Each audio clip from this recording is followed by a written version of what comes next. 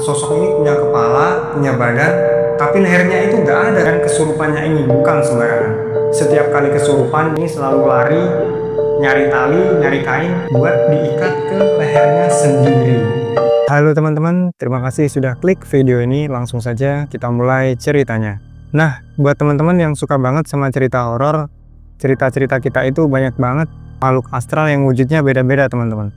Ada yang kelihatan cantik, ada yang kelihatan ganteng, tapi ada juga yang tubuhnya itu nggak utuh. Nah, begitu juga di cerita kali ini, sosok yang meneror teman kita kali ini juga punya fisik yang nggak utuh. Tapi ini tuh bukan hantu kepala buntung teman-teman.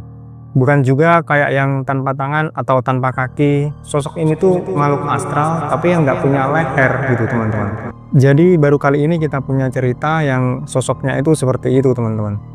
Kalian bisa bayangin nggak, dia itu punya kepala, punya badan, tapi kepalanya itu langsung nyatu sama badannya.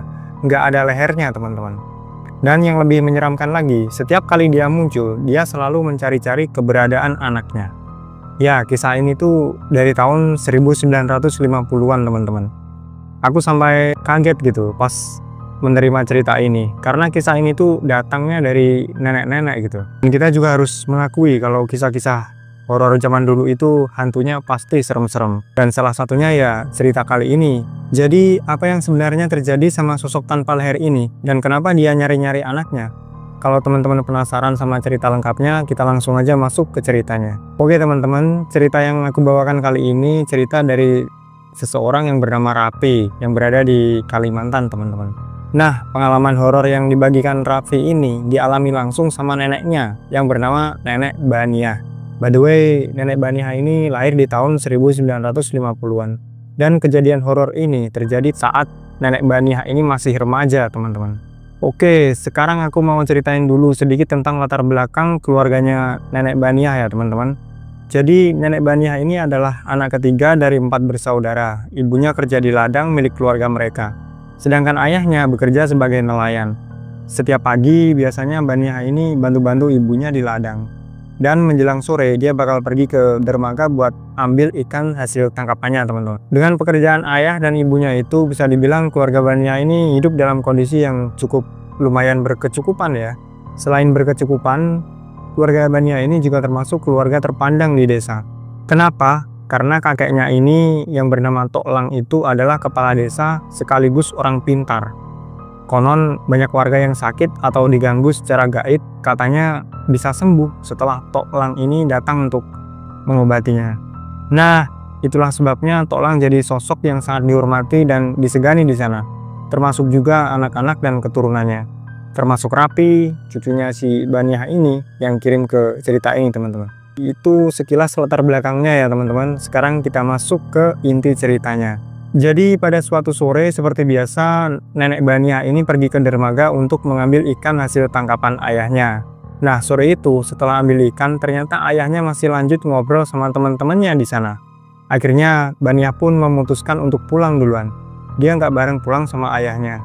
Di tengah perjalanan pulang, dari kejauhan Baniah ini ngelihat ibunya lari ke arah sambil dia ini panik gitu. "Baniah, Baniah, bapakmu di mana?" ucap ibunya. "Bapak masih di dermaga, Bu. Dia lagi ngobrol sama teman-temannya." "Emang kenapa, Bu? Kok panik banget?" "Kalau gitu ibu nyusul bapak ke dermaga ya. Sekarang kamu cepat pergi ke rumahnya Mak Leni." Nah, si Mak Leni ini, dia adalah tantenya Baniah, anak dari Tok Lang juga teman-teman. Jadi masih saudara dekat gitu. "Loh, kenapa harus ke rumah Mak Leni, Bu? Ada apa di sana?" "Udah, cepat aja ke sana dulu. Nanti ibu sama bapak nyusul," jawab ibunya. Akhirnya tanpa pikir panjang pun Baniah langsung nurut. Dia langsung menuju ke rumah Mak Leni. Tetapi sesampai di depan rumah Mak Leni ini, langkahnya sempat terhenti. Soalnya si Baniah ini bingung teman-teman. Rumahnya Mak Leni ini ramai banget didatangi warga. Tumben banget ramai-ramai pikirnya. Ada apa gitu? Baniah pun terus memperhatikan kerumunan itu. Dan tanpa disengaja, matanya itu tertuju ke kain kuning yang diikat di pinggir rumah pagarnya si Mak Leni ini. Melihat itu, Baniah mulai deg-degan teman-teman. Karena itu kalau di sana apabila ada kain putih atau kain kuning yang terikat di pagar itu tandanya ada berita duka gitu teman-teman. Tanpa pikir panjang, Baniah langsung lari masuk ke rumah Mak Leni buat lihat siapa yang meninggal di sana. Begitu masuk ke dalam rumah, ternyata di sana udah banyak keluarga besar yang nangis. Baniah nengok ke Toklang, si kakeknya ini lagi duduk sambil menggendong sepupunya si Baniah yang bernama Oza. Oza ini anak tunggalnya dari Mak Leni ini. Oza kecil itu nangis sambil dipeluk kakeknya. Perlahan Baniah jalan mendekat. Dan betapa terkejutnya dia saat melihat sosok perempuan yang terbaring kaku yang gak jauh dari Toklang. Ternyata itu adalah Mak Leni, tantenya si Baniah sendiri. Mak Leni yang meninggal. Dari tempatnya berdiri, Baniah bisa melihat dengan jelas kalau kondisi jasad Mak Leni itu kurang baik. Bagian lehernya penuh lebam, kebiruan, dan terlihat membengkak. Melihat itu, Baniah pun menangis sekencang-kencangnya sambil teriak. Dia bilang, "Mak Leni, kenapa? Kenapa meninggal? Kemarin kan masih sehat, masih ketawa-ketawa." Melihat Baniah yang histeris, Toklang pun dan keluarganya langsung memeluk dia, berusaha buat nenangin gitu teman-teman. Setelah situasi agak reda, orang-orang mulai cerita tentang kronologi meninggalnya Mak Leni ini. Jadi teman-teman, ternyata Mak Leni ini meninggal karena gantung diri. Itulah sebabnya kenapa di lehernya itu ada banyak luka lebam, dan ternyata penyebabnya itu karena Mak Leni itu udah nggak tahan sama perilaku KDRT suaminya ini teman-teman. Sebenarnya ini tuh bukan rahasia lagi di sana. Orang-orang itu udah pada tahu kalau suaminya si Mak Leni ini ternyata memang temperamen dan agak kasar. Pernah juga waktu itu Mak Leni lagi belanja di pasar, tiba-tiba suaminya datang sambil marah-marah. Langsung Mak Leni pun diseret, padahal itu cuma karena masalah sepele itu. Masalahnya itu cuma Oza yang saat itu masih bayi itu nangis di rumah. Gara-gara cuma itu, dan kejadian itu disaksikan oleh warga setempat. Nah, dari situ pun warga mulai sadar kalau rumah tangganya si Mak Leni ini memang kurang harmonis gitu teman-teman. Makanya para warga berspekulasi mungkin Mak Leni ini memutuskan mengakhiri hidupnya karena nggak tahan lagi tinggal bareng suaminya. Karena terus-menerus mengalami KDRT. Tapi kalau menurut si Rapi yang ngirim cerita ini, alasan pastinya itu nggak pernah dia benar-benar tahu. Bisa saja saat Mak Leni punya beban lain atau punya masalah lain yang nggak diketahui gitu. Tapi apapun alasannya, ada hal lain yang lebih mendesak pada saat itu. Daripada buat sibuk ngurusin penyebab kematian Mak Leni, mending itu warga langsung ngurus saja pemakaman. Nah, di keesokan harinya setelah jasad Mak Leni ditemukan gantung diri, langsung dikuburkan di pemakaman desa. Lokasi pemakaman itu nggak terlalu jauh dari dermaga di pasar. Jadi meskipun malam hari, area sekitar makam itu masih cukup ramai dan banyak warga yang lalu lalang di sekitar sana. Karena suasananya masih ramai, nggak ada yang ngerasa serem-serem waktu itu. Tapi hanya berselang seminggu setelah pemakaman, suasana desa itu yang tadinya ayem berubah total. Mulai muncul rumor-rumor yang katanya itu ada penampakan sosok perempuan yang nggak punya leher. Iya, sosok ini punya kepala, punya badan, tapi lehernya itu nggak ada teman-teman. Kepalanya langsung nyatu ke badannya. Dan dari situ cerita-cerita aneh warga itu mulai muncul gitu. Banyak warga yang bilang, "Aku ditampakin loh sosok perempuan tanpa leher yang bergelantungan di kelapa." Ada juga yang bilang, "Aku juga kemarin di parit kampung pernah juga lihat." Ada juga, "Aku juga melihat waktu di dermaga sosok itu berada di situ." Gitu. Berbagai warga mulai memberikan kesaksian-kesaksian melihat sosok hantu teman-teman. Akhirnya warga pun sepakat desa ini tuh udah mulai nggak aman. Setiap hari jumlah warga yang mengaku melihat sesosok-sosok itu makin banyak. Rumor-rumornya pun makin santer sampai akhirnya kabar itu terdengar sampai ke keluarga Baniah ini. Tapi keluarga Baniah ini termasuk keluarga yang nggak terlalu ambil pusing. Mereka percaya kalau dunia manusia dan dunia gaib itu memang berdampingan. Tapi selama kita nggak ganggu mereka, ya mereka juga nggak akan ganggu kita teman-teman. Jadi meski kabar soal sosok tanpa leher ini makin panas, keluarga Baniah tetap lanjut beraktivitas seperti biasa. Tapi semuanya itu berubah saat di satu malam terjadi kejadian yang nggak pernah mereka duga. Pada malam itu, Baniah lagi ngaji di musola bareng kakaknya.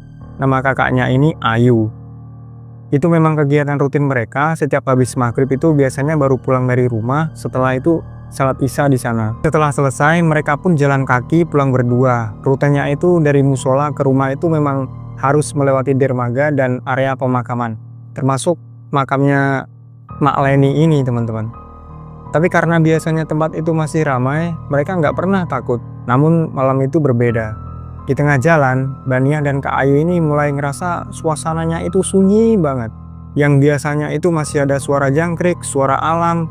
Tapi pada malam itu tuh Hening banget, nggak ada suara apa-apa. Dan tiba-tiba mereka itu mendengar suara langkah kaki di belakang mereka yang kayak mengikuti gitu teman-teman. Tap, tap, tap, tap. Langkah kaki itu semakin mengikuti mereka. Bania dan Kak Ayu pun otomatis merinding gitu. Tapi mereka nggak berani nengok ke belakang, cuma saling lirik, saling tahu aja gitu teman-teman. Di dalam batin gitu. Karena Kak Ayu nggak tahan, Kak Ayu pun berbisik-bisik ke Bania. Dek, jalannya cepetan ya, kasihan ibu nunggu sendirian di rumah. Mereka mulai mempercepat langkah, tapi anehnya suara langkah kaki di belakang mereka ini juga makin cepat. Kayak ngikutin dari belakang. Kalau mereka jalan pelan, suara itu juga ikut pelan. Kalau mereka lari, suara itu pun juga ikut lari. Kayak makhluk itu nggak mau ketinggalan teman-teman. Terus membuntuti si Bania dan Kak Ayu ini. Bania dan Kak Ayu pun mulai panik, dan saat mereka belum sempat lari lebih jauh, tanpa sengaja, Bania nengok ke belakang. Dan disitulah dia melihatnya, sosok perempuan tanpa leher. Tapi bukan cuma itu, sosok itu berjalan dengan posisi kebalik teman-teman. Jadi kepalanya itu di bawah, kakinya itu di atas. Dia berjalan pakai tangan handstand gitu. Tapi bukan manusia, sosok itu tuh makhluk astral dan wajahnya itu wajah yang sangat Bania kenal ternyata.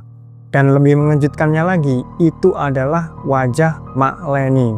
Mak Leni yang baru saja meninggal seminggu yang lalu itu teman-teman. Ngelihat itu, Bania langsung gemetar, hampir pingsan. Tapi nggak bener-bener pingsan juga. Si Bania cuma bilang, "Astagfirullah, Mak Leni, Mak Leni." Sementara sosok itu yang badannya terbalik dan jalannya pakai tangan terus ngeliatin mereka berdua.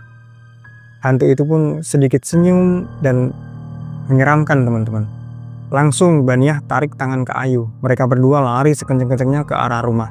Tapi selama lari itu, sesekali Bania nengok ke belakang buat pastiin sosok itu tuh masih ada atau enggak.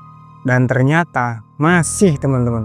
Masih ngikut. Dan sekarang sosok itu tuh udah nggak jalan pakai tangan lagi. Sosok itu mulai melayang, tetapi tetap dalam posisi kebalik gitu. Kepalanya di bawah, kaki di atas, dan suaranya ini makin jelas.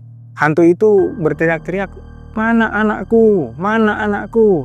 Sambil tertawa-tertawa dan suaranya yang agak cekikikan gitu, dengan dingin dan nyaring. Di saat itu pula, Kak Ayu mulai komat-kamit baca doa, sambil tetap lari, tetap menggandeng si Bania. Bania sendiri nggak tahu doa apa yang dibaca oleh Kak Ayu ini. Tapi setelah selesai, Kak Ayu tiba-tiba berhenti. Dari balik badan, Kak Ayu meludah ke sosok Mak Leni itu. Dan brak, sosok Mak Leni pun langsung menghilang. Hilang begitu saja. Setelah itu, Bania dan Kak Ayu lanjut lari pulang ke rumah. Masih dalam keadaan gemetar teman-teman. Sampai di rumah pun mereka disambut ayah sama ibu mereka yang udah disiapin makan malam. Tapi saat duduk di meja makan, ayahnya Bania ini ngeliatin ada sesuatu yang berbeda pada Bania. Ayahnya pun bertanya, "Bania, kamu kenapa? Dari tadi cuma ngaduk-ngaduk nasi aja. Apa kamu nggak lapar?" Dengan lesu, Bania pun juga menjawab, "Bania nggak nafsu makan ya." Kelihatannya si Bania ini masih berpikir sama penampakan yang tadi teman-teman. Belum sempat ayah dan ibunya ngomong apa-apa, Bania ini udah berdiri dari tempat makannya dan langsung masuk ke kamar. Awalnya mereka maklum, mungkin Bania masih trauma, apalagi yang dia lihat itu adalah wajah orang yang sangat dia kenal, tantenya sendiri gitu. Tapi ternyata teman-teman, keesokan harinya Bania ini juga tetap masih nggak mau makan. Hari kedua juga Bania nggak mau makan. Hari ketiga, keempat, kelima, sampai seminggu tetap seperti itu. Tapi yang bikin aneh ini, meskipun si Bania nggak makan, dia masih tetap buang air besar seperti biasa. Aneh banget kan? Nggak makan tapi tetap bisa buang air besar gitu. Dan gak lama kemudian, tubuhnya ini mulai kelihatan kurus kering. Seperti orang yang kekurangan gizi, wajahnya pucat, badannya lemas. Ibunya si Bania ini pun sampai bingung dan khawatir teman-teman. Ibunya ini juga sempat nanya ke Bania, "Nak, kenapa sih? Ibu sudah masakin masakan kesukaan kamu loh. Kalau kamu pengen makan apa ya bilang aja, nanti ibu buatkan." Karena si ibunya saking perhatiannya kan. Tapi jawaban Bania ini bikin merinding malah. Dengan santai, si Bania ini bilang kayak gini, "Ibu ini gimana sih? Kan Bania masih makan. Tuh lihat, mulut Bania lagi ngunyah kan?" Padahal mulutnya itu kosong, gak ada apa-apa. Tapi memang beberapa hari terakhir ini Baniyah sering terlihat seperti orang yang lagi ngunyah. Padahal jelas-jelas itu nggak ada makanan apapun yang dikunyah di dalam mulutnya. Kayak ngunyah permen karet gitu teman-teman, kosong. Melihat kondisi Baniyah yang makin lemah, akhirnya orang tuanya pun manggil Tok Lang, si kakek Baniyah ini. Tok Lang yang datang ke rumah untuk melihat langsung keadaan cucunya. Begitu melihat kondisi Baniyah yang kurus, pucat, Tok Lang pun langsung serius. Tok Lang juga berkata, "Cepat siapkan piring, gelas, sama telur ayam kampung, daun pandan, dupa, beras kuning, sama kelapa muda. Sekarang juga." Orang tua Baniyah langsung siapin semua permintaan Tok Lang. Dan begitu semuanya lengkap, Tok Lang pun melakukan ritual. Nggak dijelaskan lagi detailnya kayak gimana itu. Akhirnya, nafsu makan Baniyah kembali. Dia mulai mau makan lagi. Minum dan tubuhnya juga mulai pulih pelan-pelan teman-teman. Orang tuanya itu juga udah merasa bersyukur gitu. Semuanya kayaknya si Baniyah ini sudah sembuh. Tapi ternyata masalahnya belum selesai teman-teman. Ternyata beberapa hari setelah Baniyah mulai pulih tiba-tiba ini, dia mendadak kesurupan. Dan kesurupannya ini bukan sembarangan. Setiap kali kesurupan, Baniyah ini selalu lari, nyari tali, nyari kain. Buat apa gitu? Buat diikat ke lehernya sendiri. Ya teman-teman, dia ikat ke lehernya sendiri dan ditarik sekencang-kencangnya sampai susah napas, wajahnya membiru, tubuhnya kaku. Bahkan kadang tubuhnya ini mulai dingin seperti kayak mayat teman-teman. Orang tuanya pun panik, nggak bisa diem, dan akhirnya Tok Lang pun dipanggil lagi. Begitu Tok Lang lihat, dia langsung tahu ini bukan kesurupan seperti biasanya. Dan benar saja ini, Tok Lang menyimpulkan kalau sosok yang merasuki tubuh Baniyah ini adalah anaknya sendiri, yaitu Mak Leni. Mak Leni masuk ke tubuh Baniyah. Saat kesurupan itu, Baniyah dengan suara dan ekspresi yang bukan dirinya gitu, dia bilang, "Anakku, anakku, mana anakku?" Tok Lang langsung berbicara, "Leni, kamu ini datang mau ketemu anakmu ya?" "Ya Pak, mana anakku? Aku mau ketemu sama anakku," jawab si Leni yang merasuki tubuh Baniyah ini teman-teman. Tok Lang pun menjawab, "Leni, kamu sama anakmu ini udah beda alam, kamu harus ikhlas. Dia akan Bapak jaga dengan baik, tapi kamu harus kembali ke alam kamu. Kasihan si Baniyah, dia nggak tahu apa-apa." Tapi Mak Leni ini menangis sesenggukan teman-teman. Si arwah Mak Leni pun menjawab, "Aku tahu apa yang kalian pikir tentang keluargaku. Tapi kalian pikir aku mati karena suamiku yang jahat kan? Tapi apapun yang dia lakukan, aku nggak pernah dendam. Aku datang ke sini karena aku rindu. Aku cuma ingin bertemu sama anakku. Aku menyesal Pak, menyesal mengakhiri hidup sendiri gitu. Karena itu yang bikin aku berpisah sama anakku." Mendengar perkataan dari Mak Leni, Tok Lang pun sampai ikut sedih. Suara Mak Leni yang berbicara lewat tubuh Baniyah penuh dengan rasa rindu dan penyesalan. Lalu Mak Leni bilang, "Baniyah, maafin Mak ya. Mak gak niat nyiksa kamu. Mak cuma rindu, Mak cuma mau peluk anak Mak sekali saja." Tok Lang pun akhirnya luluh teman-teman. "Baiklah, tapi kamu harus janji ya, setelah itu kamu pergi nggak boleh ganggu siapa-siapa lagi." "Iya Pak, janji," jawab arwah si Mak Leni ini. Akhirnya Tok Lang pun langsung memanggil Oza, anaknya Mak Leni yang waktu itu masih kecil teman-teman, buat datang ke rumahnya. Begitu Oza masuk, senyum pun langsung muncul di wajah si Baniyah yang kerasukan Mak Leni ini teman-teman. Senyum penuh haru, penuh rindu. Mak Leni langsung memeluk Oza erat-erat.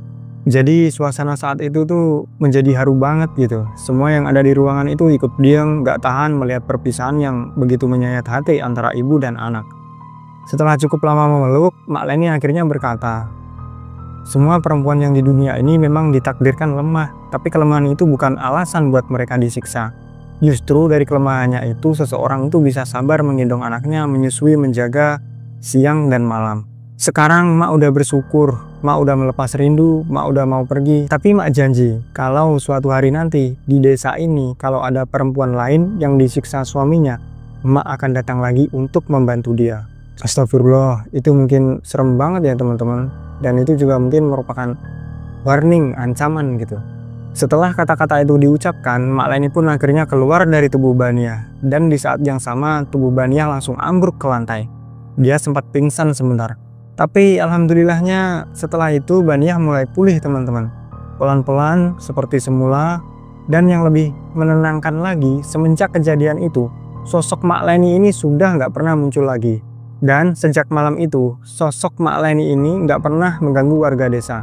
Udah nggak ada lagi penampakan perempuan tanpa leher. Udah nggak ada lagi suara-suara yang menyeramkan gitu sambil teriak-teriak mana anakku, itu udah nggak ada lagi. Otomatis desa yang sebelumnya mencekam akhirnya kembali tenang teman-teman. Suasananya sudah pulih, sudah adem ayem seperti biasa. Keluarga Bania dan warga lainnya bisa melanjutkan aktivitas mereka seperti biasa juga. Dan ya seolah-olah Mak Leni ini benar-benar menepati janjinya gitu teman-teman. Oke teman-teman, itulah tadi kisah tentang sosok perempuan tanpa leher yang meneror keluarga Baniah, neneknya Rapi, teman kita yang kirim cerita ini. Tapi di balik teror yang menyeramkan ini, kisah ini juga mengandung pesan yang sangat penting. Seberat apapun masalah yang kita hadapi, tetaplah bertahan hidup dan jangan pernah menjadikan bunuh diri sebagai solusi. Kalau kalian nggak kuat menghadapinya sendirian, ya nggak apa-apa, cerita aja ke orang yang kalian percaya. Kalau perlu, cari bantuan para psikiater atau psikolog gitu teman-teman. Yang paling penting nih teman-teman, kalian harus ingat bahwa Allah itu nggak akan pernah membiarkan kita terus-menerus dalam kesengsaraan. Kalian ingat ya ini. Dan sedikit informasi tambahan dari Raffi, sejak kejadian itu keluarga besar mereka itu nampak menjaga Oza, anak Mak Leni ini. Oza yang mereka rawat bersama-sama ini sudah meninggal di tahun 2001. Sementara nenek Bania ini yang jadi tokoh utama dalam cerita kita ini juga sudah wafat pada tahun 2014 silam teman-teman. Kalau kalian suka cerita ini teman-teman, jangan lupa klik like-nya, tulis pendapat kalian di kolom komentar, dan nyalain notifikasinya supaya kalian nggak ketinggalan cerita horor-horor berikutnya gitu teman-teman. Dan pastinya subscribe dong biar kita itu bisa terus sama-sama dengerin kisah-kisah horor yang menegangkan dan bisa buat pengantar tidur kalian gitu teman-teman. Terima kasih dan sampai jumpa di video selanjutnya.